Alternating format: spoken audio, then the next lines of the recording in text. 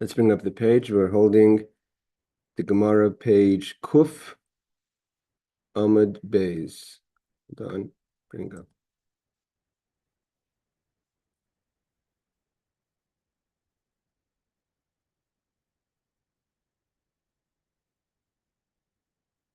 Okay. Hey, Barbara. We're holding page 100 on the second side. Not sure why it's black.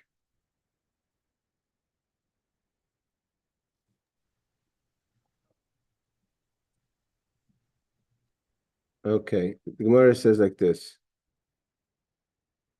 Okay.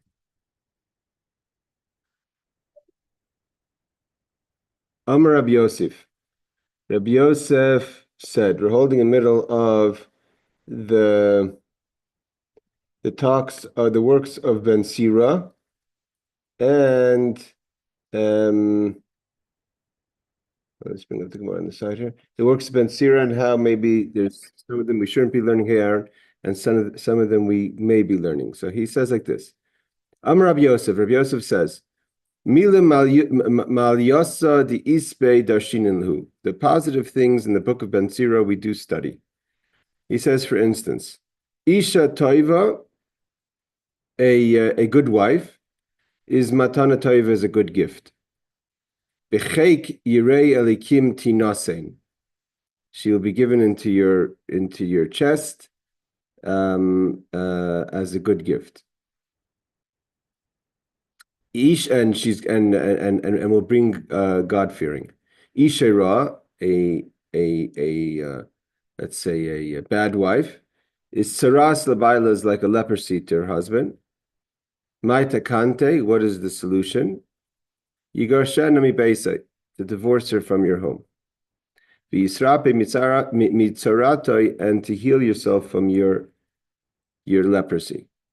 Isha Yafa, an attractive wife, is Ashrei Baila, is woe to her husband, or happy is her husband.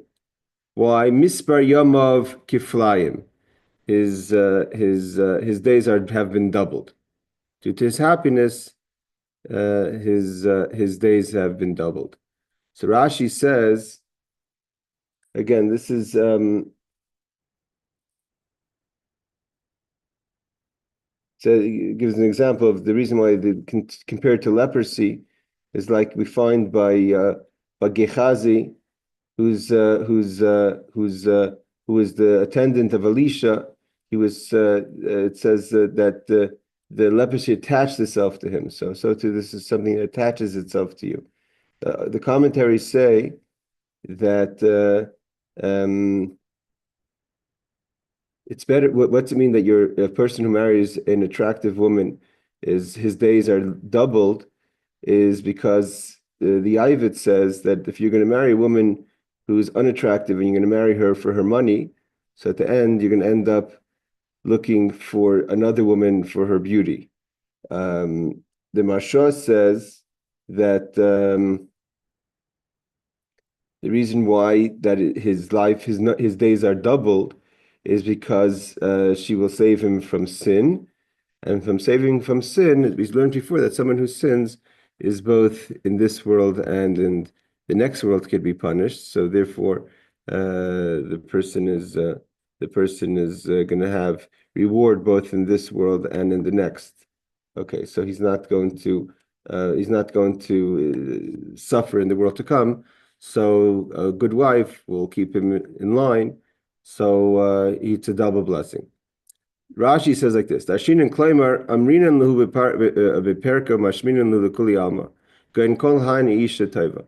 So this says the different things that we learned that are positive in Ben Sira. So that's not for the good ideas that he quotes. It's a so to say it's a worthy book. For instance, he says. Isha Tover, about a good wife, Isha Ra, a bad wife, Tsaras, Labaila is like a leprosy to her husband, right? Kanti, what is the solution? Yigashenami Besa, you should divorce her from your home. Kachalashin shall say for Ben Sira, Isha Ra, Matana Ra, Legar Sinan. So he says, we don't look at it as We don't have the version that says a bad wife is a bad gift, but a bad wife is like a leprosy. Kaflaim, why do you have double? Why do you have double? If you marry an attractive woman, you have double blessing. You're going to be so satisfied that it's going to be everything's going to be considered as double. Okay, so this is a quote from Ben Sira. And a continuing quote, he says, Halem einecha me'eshes chen. Obviously, we're not talking about your wife. So it says, avert your eyes from a woman of grace. Pen tiloket b'mitzuda, you may get trapped in her snare. Her mitzuda is like a net. Al tat eitzel baila limsoich ima yain v'shecher. So turn not to her husband to mix wine and strong drink, because drinking wine and becoming under the influence of alcohol. Ki b'toyer isha yafia rabim hushchasu. Many have been corrupted by the beauty of a beautiful woman, so of her might. So even the mightiest of men have fallen to a beautiful woman. So says Ben Sira. Va'atsumim kol harugeha, and many are her fatalities of the beautiful woman. So Ben Sira says to be careful. Okay, we're obviously talking about in a situation that's not your wife, so it's the trap is there in case, or if the trap is there for you or it was placed for you, what have you. He says to be careful. Then he continues, Rabim hayu petzia roichel hamargilim lidvar avera kinitis hamaver gechelis. This is an interesting Gemorah, or interesting thing that Ben Sira says. I just want to say that when Ezra the scribe was like, in his generation, was like the Moses, meaning to say he brought the Jewish people back, or like Joshua, he brought the Jewish people back after the Hishuk. We're on page Kuf Amud Beis.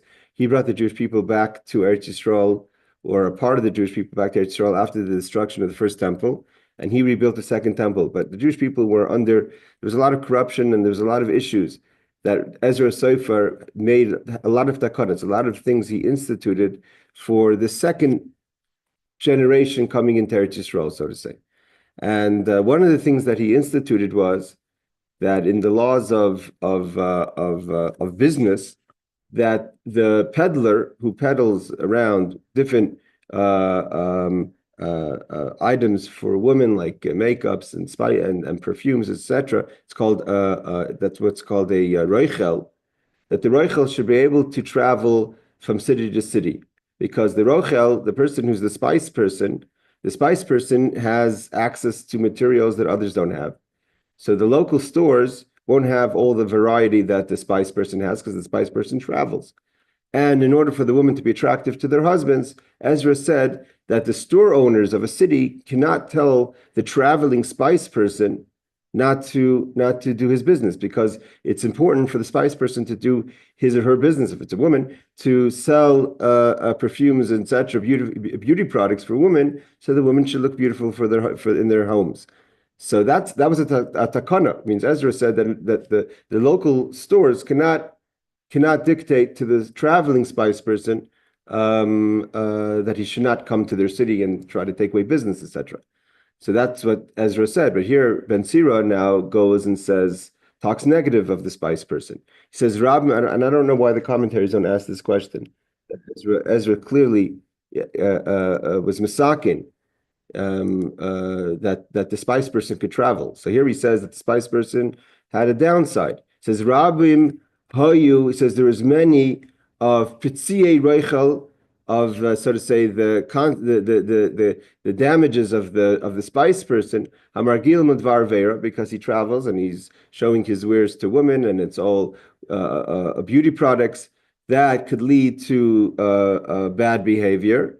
Kinitzas Mavra Gachel is like a spark that goes out of a coal that burns things. Kikluv Moli Oif, and he says like a chicken coop that's full of birds. Kain Bateim Le Mirma, so too their house is full of, so to say, falsehoods, deceit.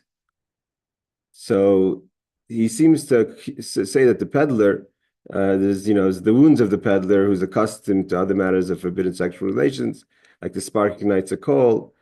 And Ezra said that the spice person should be traveling. So I'm not sure. Again, I'm not sure why that's not mentioned in the Mefarshim. After I tried to find anything off the cuff, I did not.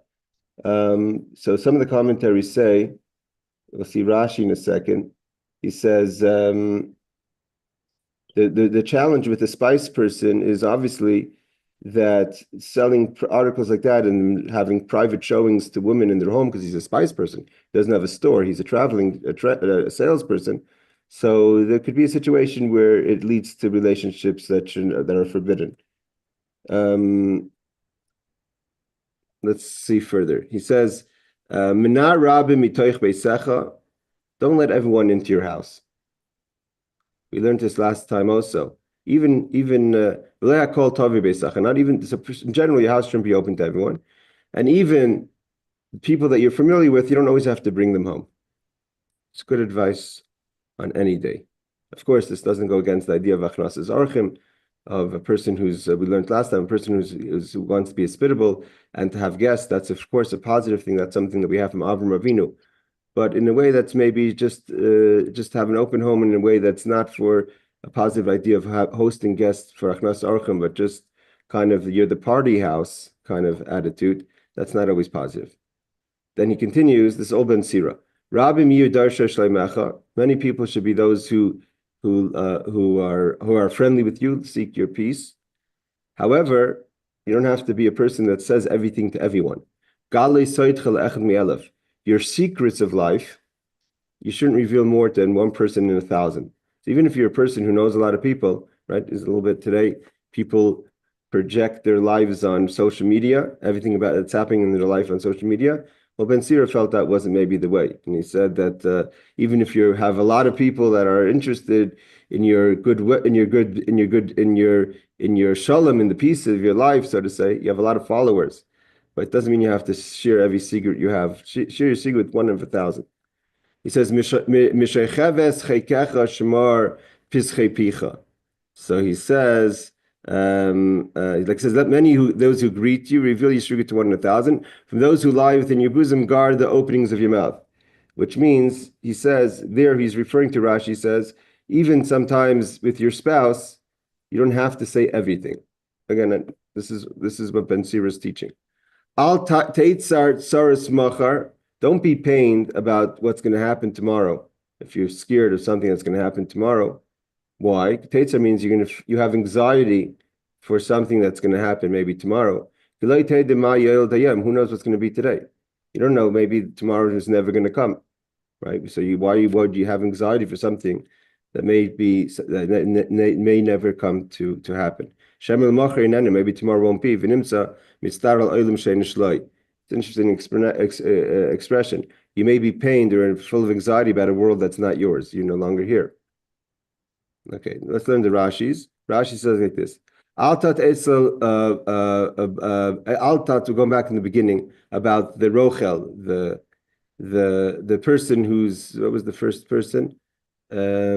Yes, about person who's trying to find attention of an attractive woman that's not his wife.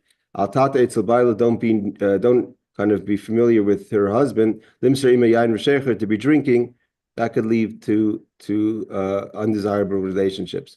Rabim Hayu Petzi Roichel, many are the wounds of the spice man, the spice person. Kam v'kam makas makabel roichel hamachse be'ir. So v'noises tachshite nashim v'askui maim shapam shmoitze ba'al ima misyachadim ishta yomakeu patzau. So Rashi doesn't say exactly what the issue is. Rashi says that what's the problem with the spice person? The spice person is traveling, even if the spice person's intentions are good and his behavior is in line, and he's not doing anything out of inappropriate, but just being a person that travels from home to home to sell beauty items, you may enrage the husband if he comes home and he sees you with her. He may misreads the situation. It could lead to being, it says a lot of wounds, right? Getting beat up, so to say.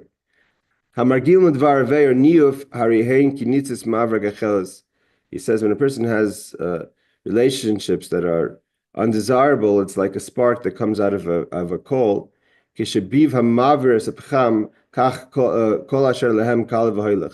So everything they have gets burnt out by the spark of the negativity that comes out of their, it ends up being counterproductive to their business. What's the gachelis? He says, Rashi, Ekri pcham she'eni boyer. Gachelis is a coal that hasn't yet been flamed. Means there's a fire within the coal, like it says, gacholim oimimos. Gacholim that are oimim, they have no fire, but if you fan them, the fire will come out. So too, the spice person has, so to say, the kind of hey Avi, we're on page 100 and Amid Beis. So we're still learning about Ben Sira. The spice person has a business that could end up being counterproductive. It says kekluv dira shel oifes. A kluv is a chicken, so to say a dira, a home for birds. Lo yakol tovi beisecha. Now he says other advice. Don't bring everyone home to your house. Afilu oisim sha'atim sa'asikimam. Even people that you're familiar with, you do business with, let's say. You don't have to always bring them home. If you need to speak with them, you can speak to them outside. Again, it's not. This is not about achnasas archim. Don't take this wrong. It's not about being a person who's hospitable, but this is talking about having too much people in the house.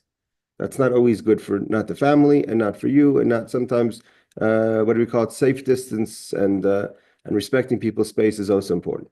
A lot of people should be your friend, so to say. You should be loved by everyone.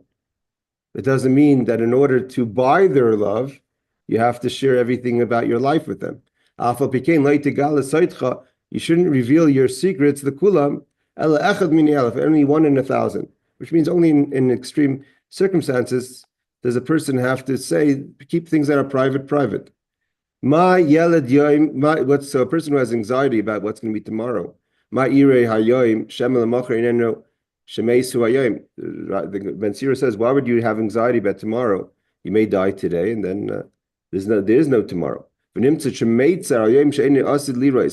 have anxiety about the day that you'll never see. It's not your world anymore. You had unwarranted anxieties. That you shouldn't have difficulties tomorrow, but tomorrow may not happen. Okay, so from here we see that what Ben Sira is kind of talking about in all these things is that, and Rabbi Yossi says these are positive things that we could learn from Ben Sira. It means the Gemorah, that Ben Sira, we learned last week that the Chachamim said that someone who studies the book of Ben Sira is a person who does not have a portion of the world to come. So seemingly Ben Sira is a negative book, according to some opinions. But there are some positive things that one could take from the advice of Ben Sira. Again, Ben Sira lived in the time of the beginning of the Second Temple. He was a colleague of Shimon the Righteous, the high priest in the time of Alexander the Great. All right. There's a lot of other mefarshim that explain some of the advice of Ben Sira, but I think it's pretty straightforward. So what's Rabbi Steinzalt says, what does it mean, Rabim Hayu P'tziyed Reichel? Many are the wounds of the peddler. So he says, the Ramah explains that many are the sins of a peddler because the jewelry and perfumes he sells can lead people to sin. The Yad Ramah actually, so there's 3 explanations. One is, the explanation is that he may, being around women selling beauty items, could lead him to sin. The other one is it could lead the husband to think there's sin. And the third one is that he's not involved, or he or she, whoever the seller is not involved in doing anything wrong on their own, but these are items that could be used by the woman or a man who's attracted to the woman because of these things that could lead to sin. So you're kind of the springboard. How did the woman get this perfume that caused such and such relationship with another man? This is the seller. So even though seemingly it has nothing to do with the peddler, but he's selling things that could lead to sin. It's like the story we learned with David HaMelech that was punished because Doeg and Shaul killed the city of Nov, even though David didn't do anything, but he was part of the story. Being part of the story could also gives you some sort of level of responsibility on a higher level. Okay. So we continue with Ben Sira. Ben Sira says like this. Shlomo Melech said, Kol Yimei Ani Roim. The days of a person who's poor are terrible. right? It's hard to be a poor person. So Ben Sira adds to that afleilos. It's not just the days that are bad, meaning from King Shlomo, you could say that you could learn, obviously, without Ben Sira, you would learn to say all the days are 24 hours. Just the life of a poor person is difficult. But Ben Sira said that even if you want to learn days to mean days, as in days, not nights, where the poor person kind of settles down at night and has some sort of peace of mind, Ben Sira says, no, not only the nights are also difficult. Why? So he says like this is an idea. B'shefel gagin gagoy, the poor person's roof is the lowest, shefel is low, it's from the lowest of the roofs, meaning that, like Rashi is going to say, everything falls on your roof, so it gets damaged because you're the low point. And the highest point of the mountain is your vineyard. So you can't afford a good location to buy your vineyard. So you have a vineyard at least, but you can't afford to buy it in a good location. Therefore, whenever it rains, everything falls down because you're the top of the mountain. Like it says, all the rain goes down on your roof, because if it rains, all the rain, you're the bottom point. And all the dust of all the dirt, so to say, of your vineyard goes down to the other vineyards because you're the top point. So if it rains, you don't have a good, it's not a good location to have your vineyard. So at night, when it rains, your bed, your home isn't secure, and when it rains at night, your vineyard is not secure. So there's anxiety. It's never easy to be poor. That's Ben Sira adds to that. So Rashi says, "Kol yimei ani roim v'toiv leiv." The pasuk is like this. Okay, you have to get the full pasuk. The pasuk says, let's see if Rabbi Steinsaltz quoted the full pasuk. The pasuk says, "Kol yimei ani roim v'toiv leiv mishtatamid." That's the pasuk in Mishlei. Someone who's a tov leiv is always happy. So what's the day? What's it mean? B'shval gagim gaga. What's Ben Sira add? She'anihu, because the person is poor, he can't lift up his roof higher, so he's the lowest roof in the city. All the rain from the roofs drip down on his roof. Therefore, the rain sits on his roof and he gets wet or his roof gets damaged. That causes the poor person not to have peace even at night. What does it mean that his vineyard or his vine is on the highest point of the mountain? He says, he can't afford to buy a lower vineyard because it's too expensive, which is too much money. He buys it on top of the mountains for cheaper, and therefore v'kol offer shumaitzi lezevel l'dayer moilech haruach min ahar l'shar kram shabika v'nimtza ani nifsad. Everything he tries to use to put down for helping the dirt, fertilizer, etc., whatever he's putting to help with the vineyard gets blown down because it's a bad location, and it gets taken to the other vineyard. So basically in all these situations, we're talking about the negative for the poor man, but also the positive for the rich man. His roof never has to hold water because it could always fall down on the lower person's roof, and his vineyard gets extra, fertilizer, etc., from the things that blow down from the poor man's vineyard. So this kind of, it goes two ways. The Yad Ramah says that's not just to add to this. Yad Ramah gives an example that it's not talking about actual roofs or vineyards. He says it's talking about the person who, when they lie at night, if you don't have the cushioning of pillows, etc., so your head, which is like the roof, so everything drains down to your head because your body is not lying in a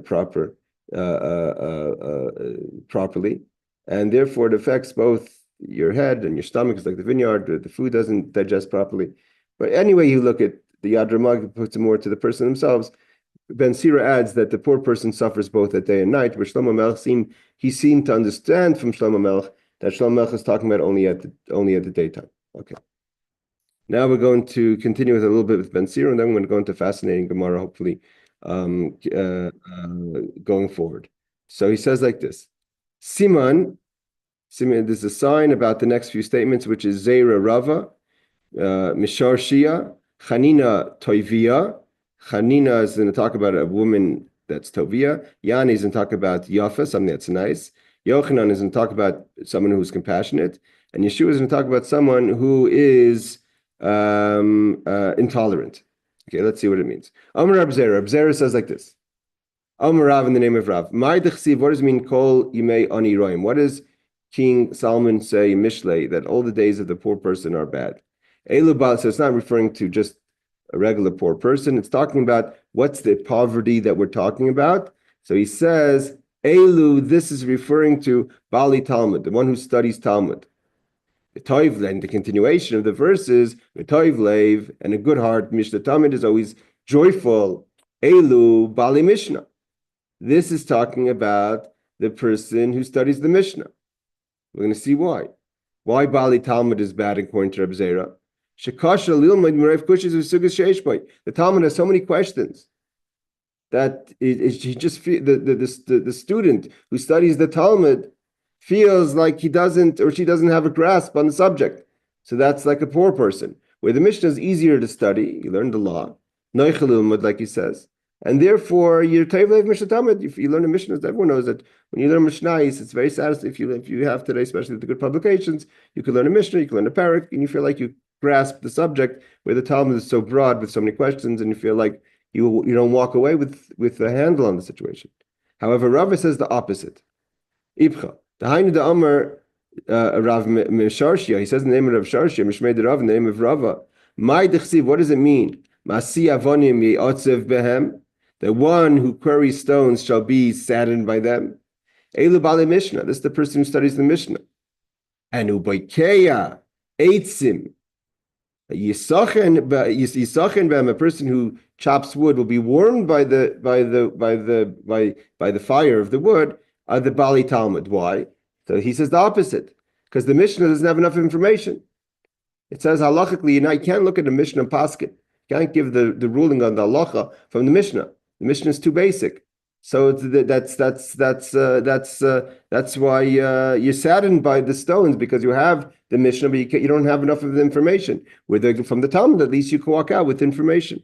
So Rava says the opposite. The Bali Talmud, and why are the students of the Talmud happy? Tovlev Mishnah Talmud is miyigia sheyad lahiris iser heter. Means what's the difference between Rav and Reb Zera? Is how you approach knowledge, information, right? Reb Zera talks about the study of it. Reb Zera says it's easier to study Mishnah than it is to study Talmud. Because Mishnah, the Mishnah is in front of you. That's what you have. The Talmud has so much, because it opens it up to so many questions. Therefore, it's tiring. It's saddening, so to say, to study the Talmud because of all the information. Rava says the opposite. The bottom line is what do you walk away with? It's not the experience of the study itself, but the knowledge you walk away with. The fact is that when you walk away from the Talmud, you'll have the information to know what's right and wrong, what you should be doing. And from the Mishnah, you're not going to have that information. So therefore, you have to go with the knowledge you walk away with and the experience of studying it. So Rava Amar Ibchis is the opposite. The Bali Talmud, then the student of the Talmud takes joy. Miyagia, yes, you have to toil. Shiyadu lahiris, but you know how to give the judgment. Iser v'heter, what's permissible, what's not. Ava Bali Mishnah shoyin of any day mahu. Oimer the ein moyin alachem tech Mishnah. The law is you can't paskin from a Mishnah. So therefore, Yisachin. Yischamim, you get warmed from the Talmud, but you can't get warmed from the Mishnah. Okay, the question again, they're not arguing about if the Mishnah is difficult to study or not, or if the Gemorah is difficult to study or not. They're arguing about how do you approach a subject that's being studied. Is it the experience of studying it or the knowledge that you get from it? Okay. So he says like this. Again, this commentary is to give a little more spice to this, but the basic idea is clear. Rabbi Chanina says, "Call you may ani rayim." What does it mean that all the days of the poor person are bad? Zeh mi sheish leisha ra. It's not talking about someone to the Talmud. It also means a person who has a bad marriage. V'tovlev mishta tamid. What does it mean? The person who's always happy is a tovlev, a good heart. Is zeh sheish leisha taiva, is a person who has a good marriage. I'm not going to say, he says good wife, but I'm assuming it means a good marriage. Rabbi Yani says, Calling me oni roim, what does it mean? That the days of the poor person are bad? Istinus. This is a person who's always istinus is the definition of a person who everything is he's very fidgety. Doesn't he or she doesn't like to eat certain foods, doesn't like certain clothing, doesn't like certain weather, environments. Everything's very particular about things in istinus. So you're never happy, right? You're always looking at what you should eat, what you shouldn't eat. You don't take things easily. You have you take life a little easier. Your life is easier if you don't get so particular about things. That's pretty sound advice. Rabbi Yochanan says, what does it mean that all the days of the poor person are bad? Zeh Rachmani, meaning he takes it from another perspective. The compassionate person, because you have compassion, so there's a lot of things out there in the world that are happening that are not good experiences. So you see the people you have compassion for all the pain in the world. So your days are bad. You're pained by the pain of the world. What's Toiv Lev Mishtatamid? That's usually the pasuk is Toiv Lev Mishtatamid is a positive thing. That Ramah finishes off Toiv Lev Mishtatamid, right? But he says Zach Zari. That's the cruel person. A cruel person is never by being cruel doesn't care about anyone else. So therefore he or she's always happy. Reb Shua ben Levi, Reb Shua ben son of Levi says, finally we have a page that finishes properly. That kol yimei ani royim, what does it mean that all the days of the poor person are bad? So just before we continue that, we have to go to the next page. So the word istinus is a Greek word meaning weak or sickly. The sages employ the term to mean delicate or pampered, right? So delicate or pampered. Also, istinus today is used also. Pampered seems to be is also a person who's very particular. Okay, so what Reb Shua ben Levi says, what does it mean? A poor person's days are always bad. We're now turn to page 101 on the first side.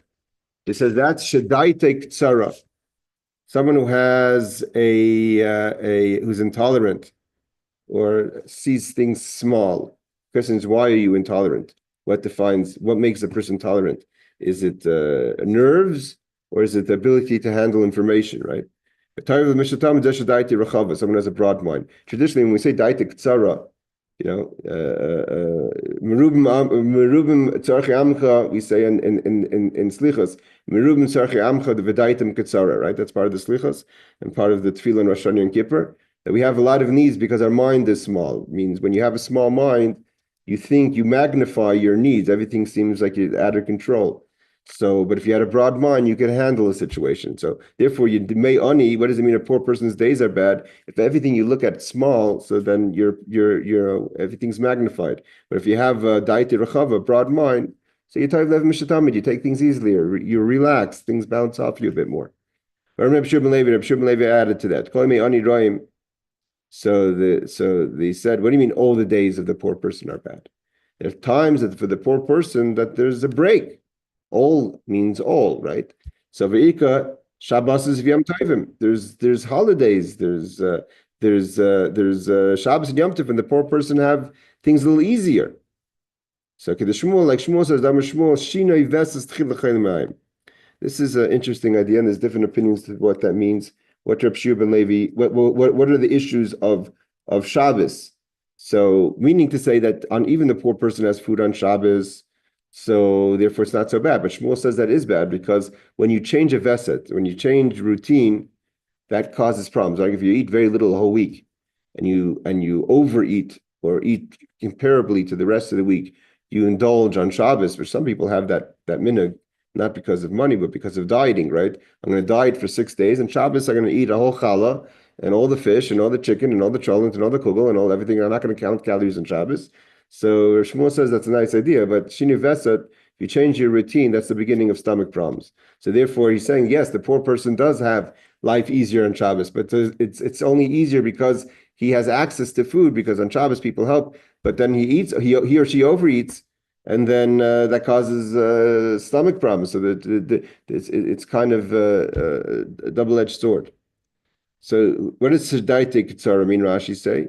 So it says Meisim liboy kol daigas chaveri v'daiga kol masha asad lavelav. Rashi defines Daite Kitzara means a worrier. A person's always worried. You're worried about your problems. You're worried about someone else's problems. What are you getting worried about someone else's problems for? It's not always a sign of sensitivity or friendship. Like, it's not that you should ignore someone else's problems, but to just add, some people get nervous if there's nothing to be nervous about. Chava means, he says, that you don't get so worked up so fast. Lashon Acher, he says, Daite Kitzar is a ragzin, an angry person. Okay. There's no poor person that doesn't have delicacies on Shabbos. Everyone has something to eat on Shabbos. Hopefully, Baruch Hashem, with all even if you're a poor person, there's tzedakahs that help. Nevertheless, he says, Shini veset, Mishana veset, if you change your routine, and you're eating more than you were accustomed to, and these are foods that you're not accustomed to eating, this causes stomach problems. At the end of the day, he may enjoy Shabbos and Yom Tov, but really it's bad for you because that eating style of going up and down is a bad idea. Okay, let's continue. He says like this: Tana Rabbanan, our rabbis have learned. We're talking still about someone who reads things Sfarim Chitzoniim, so it doesn't have a portion of the world to come. So what does this mean? He adds an idea like this. This is something that's mamash applicable till today. A person who will take the Shir Hashirim of King Shlomo, right? There's a disagreement about how we view the Shir Hashirim.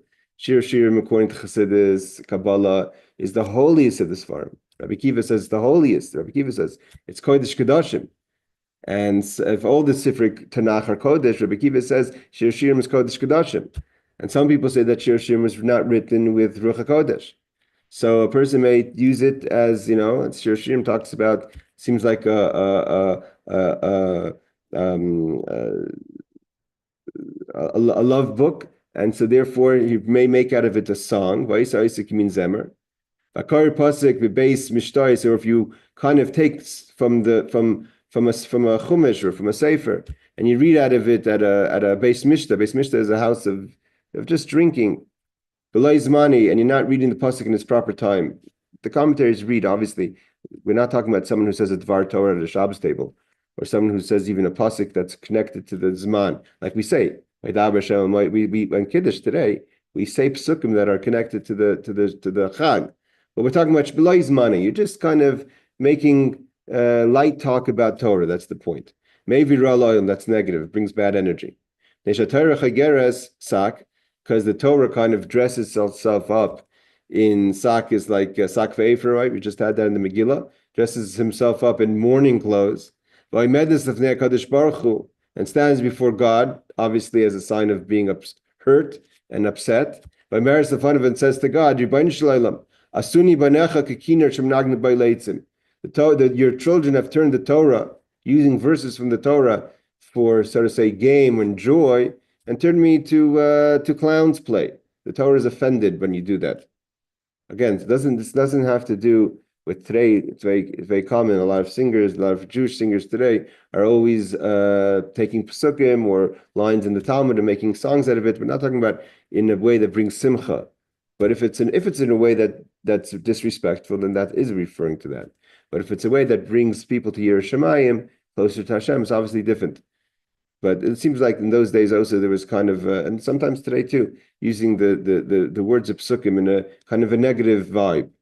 So Rashi says, "Hakar shir shirim va'isa isa kimin zemer," turns it into a song. Shekari benigina acheres. So Rashi says, what does it mean that there's the notes on the Torah and you just sing it with your own notes? That's kind of questionable because a lot of people today will put it to others' music. She'einin nokadwa. There's none of the notes that have been placed on the shir shirim.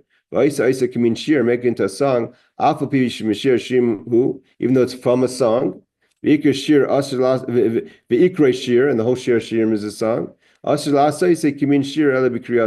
have to give it respect, sing it properly. The Shir Hashirim, read it properly. Again, till today, people are using psukim all the time. Most of the modern Jewish musicians are using verses from the Torah or Tehillim or what have you, and using it for music. So not sure how that goes in line with this Gemorah, but we can assume it's a difference if it's the bottom line is if it's building towards Yerushalayim or not, or if it's just as a wildkeit, wildness. What does it mean to read from the Chumash, so to say, or from the Sefer at a feast? Kind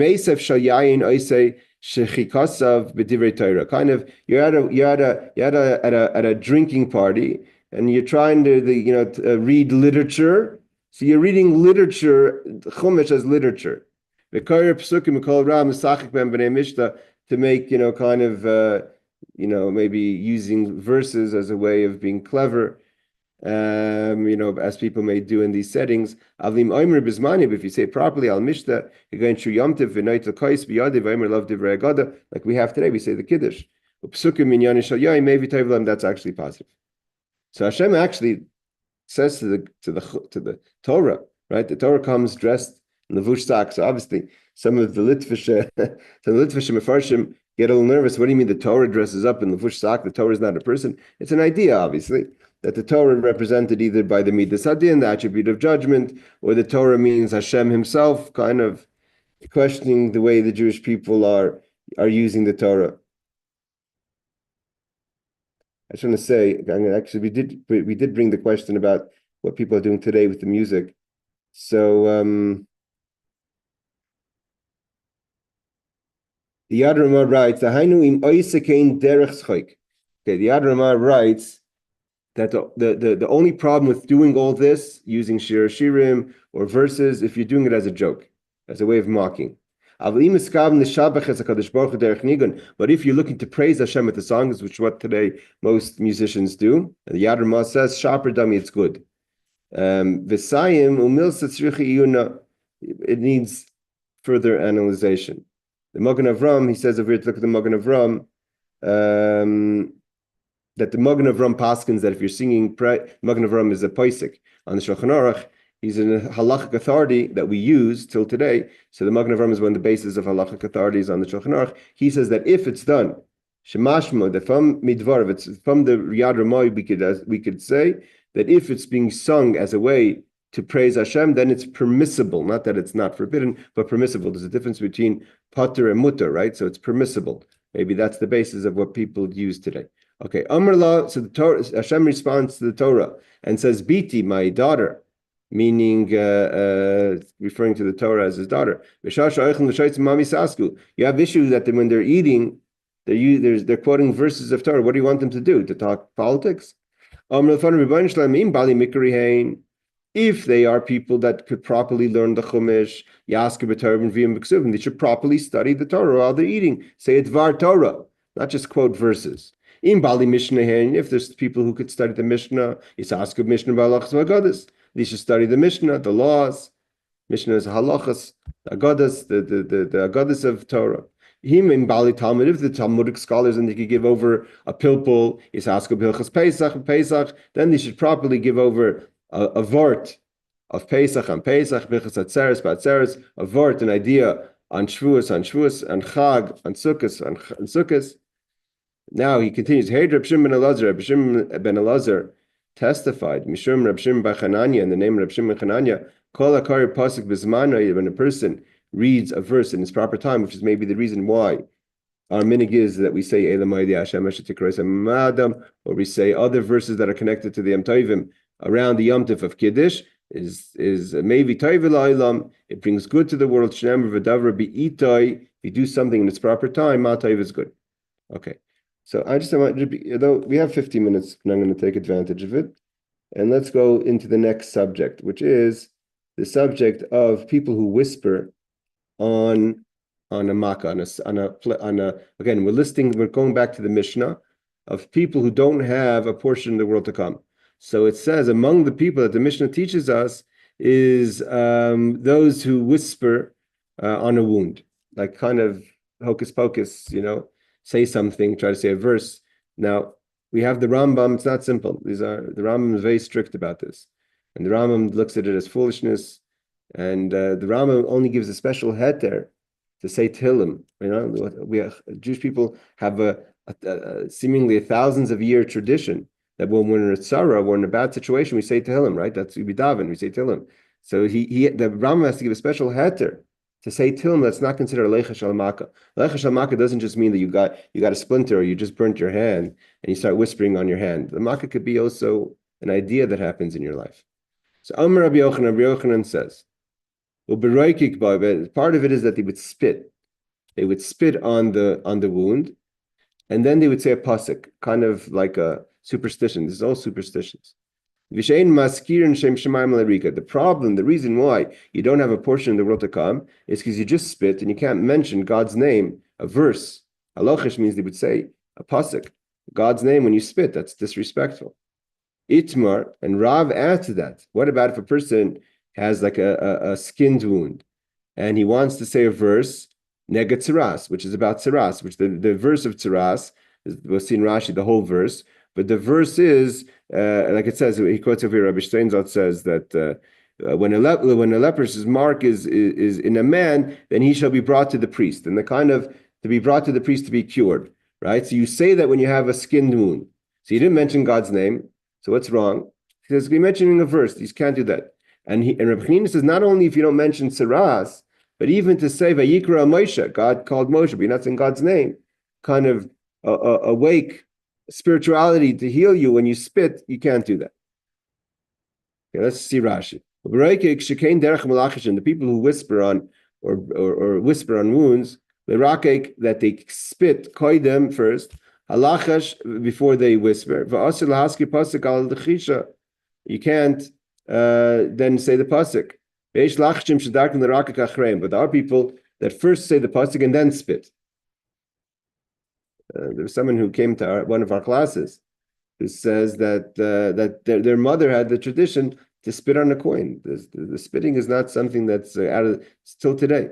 So that they would spit after they said the verse. And they don't say a pasuk, but they say in Lashon Laz. Lashon Laz is like a non-holy language. It could be English, French, Spanish, whatever language you speak. Umaskirim lehem shem b'Lashon Laz, and they'll mention God, but not in the holy tongue.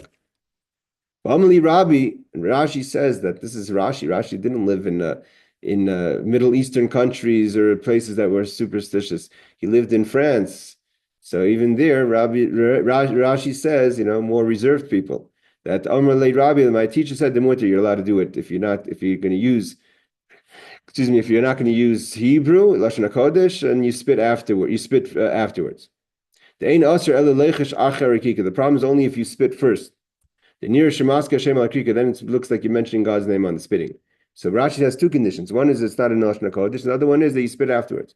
And also there's another reason to be lenient is because you're not speaking in Lashon HaKodesh. But if you speak in another language, Afilu neget tzaras, what does it mean? Afilu leichesh, even if a person says Kra de les by Shem Shemaim, a verse that doesn't have Shem's name. Al Rakika, when you spit, Shekayr neget tzaras, Kitia ba'adam v'huva l'koyin, you say the verse that when someone has a skin wound, tzaras, leprosy, then you be brought to the kohen, even though you didn't mention God's name. But you're mentioning kind of that you should get healed. L'shem refu, you're doing it for healing. You don't have a portion of the world to come. You have to understand, we're not talking about like, don't do this. People have lived their whole life, sacrificed many things to make sure that they have a portion in the world to come. So to kind of say that you don't have a portion in the world to come, that's a little bit of, we're talking about an extreme, it's an extremely bad thing to do. You're not even talking about illness. You shouldn't whisper it on the makkah, and you shouldn't say it for healing. You're not mentioning something about healing. You're just saying, if I would say Torah on my pain, then maybe I would be healed. So I'm just going to quote, he quotes it over here. The Rambam we have is Rambam Yomi of yesterday or 2 days ago, Sunday maybe it was. It says, Rashi says, the Rambam says, if someone whispers on a wound, and you read a verse, doesn't say what verse. You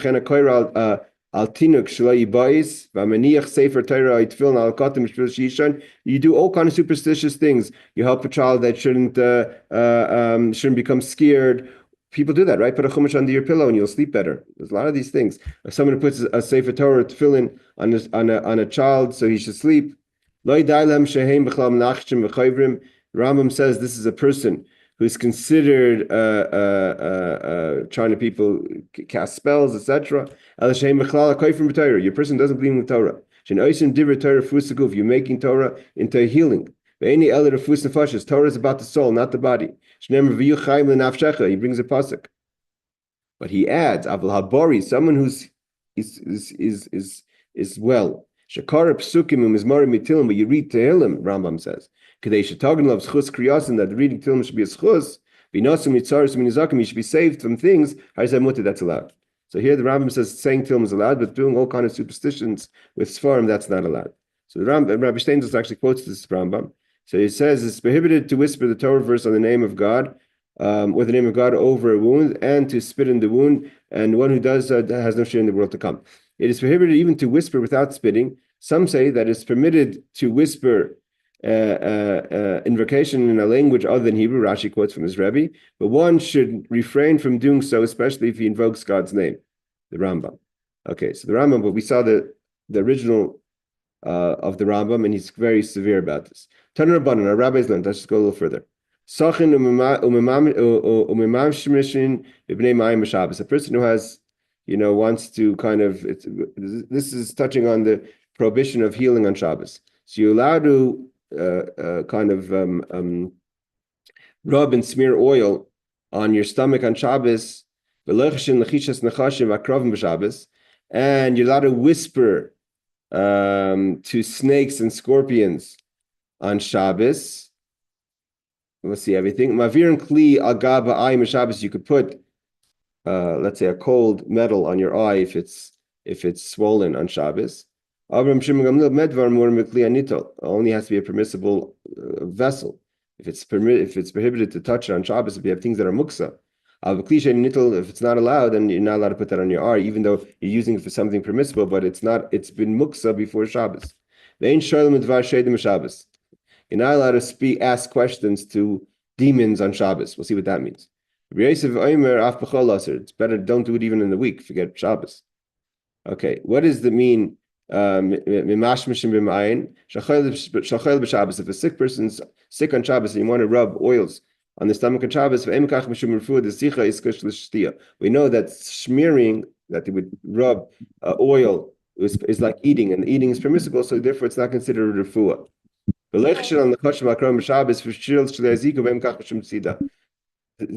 I'm going to show you the Rambam in a second. From Rashi in the Gemorah itself, it seems that what he's talking about is that you would whisper to the snakes and the scorpions, and the concern is that maybe that's going to cause you to kind of hunt it, to trap them. See, you're not allowed to trap on Shabbos or hunt on Shabbos.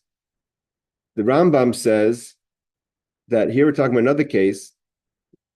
I think he's referring to our Gemorah. The Ram says, talking about a person who is bitten by a scorpion and snake, and now is concerned with the poison, the effect of the poison. So here he says, you're allowed to whisper on the bite, even Shabbos. Why?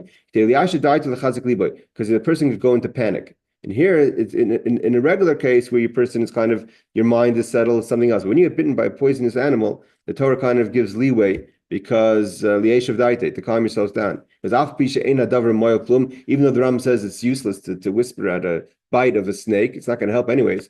Because the person's panicking and it's dangerous because of the poison, you shouldn't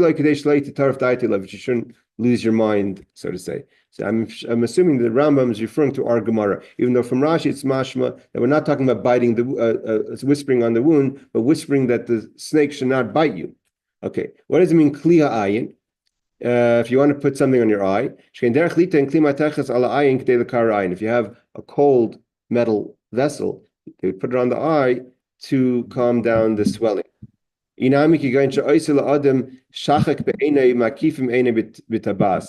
kind of, they would largen the eye, they put a kind of coin, a round thing in the eye to maybe open it up a bit. You can only use things that are permissible to carry on Shabbos, like a knife, or a key, or a ring that you carry anyways. What does it mean? Those days, obviously, we're not At least I'm not familiar with anyone who's ever met a demon, but a demon as in a demon, not a person who's a demon. But so what would happen? There used to be a custom that if someone was a lost something, who would know what you lost? The demon. Maybe no, the demon's monitoring where you're putting things. So they would ask the demon, why are you not allowed to do on Shabbos? Because you're not allowed to talk things of weekly on the Shabbos. So Rabbi Yossi says you shouldn't do it in the week either. Not because it's prohibited, but it's dangerous. And because it's dangerous, therefore it's prohibited. So let's see what Rashi says. Reb Steinzot says, it is permitted to whisper incantations over snakes and scorpions on the Shabbos so that they will not harm him. He learns like Rashi. Yes, Barbara. I just have a question. What would be the difference between this and a rabbi who creates a golem? It was like, I remember listening to a rabbi talk about how, sorry, my puppy's hear me talking. A rabbi would create like a golem to protect the community. Part of the problem that the Rambam says is the idea that it doesn't help. It's like superstition. These are superstitions. The issue over here is the superstition. The golem was actually a created being that would help the Jewish people. I mean, it actually, if we're talking about, let's say, the morals golem, he went out there and he took care of anti-Semitism. So it wasn't like, even though maybe you could call him a shade, a demon, but it wasn't really a demon. The demons don't have bodies. The golem had a body. He was a mute, but he had a body. And he created something to protect the Jewish people. Here we're talking about mainly superstitions. The idea of the demons is, it's not a superstition issue. If the problem is that Shabbos you're not allowed to do it, so it's a Shabbos issue. And if it's the Rabbi Yossi, is because you're going to see in a second, the Gemorah is going to say that the demons, don't like to be bothered. And when you annoy them, they could harm you. Again, I'm not sure who would look for anything from a demon, but that's the way it is. So he says like this, and it does not cause one to become liable for hunting, because maybe you would hunt it by whispering, maybe it would go away, which is a primary category or of prohibited labor on Shabbos. It is permitted for one bitten by snake, like quotes the Rambam now. It's permitted for one bitten by snake or scorpion to whisper incantations over the on Shabbos, since the bite potentially life-threatening because of the poison. It's permitted to do so to settle one's mind. He quotes the Rambam. Mavir and Kli Agabe Ayin, he says, you could put a cold.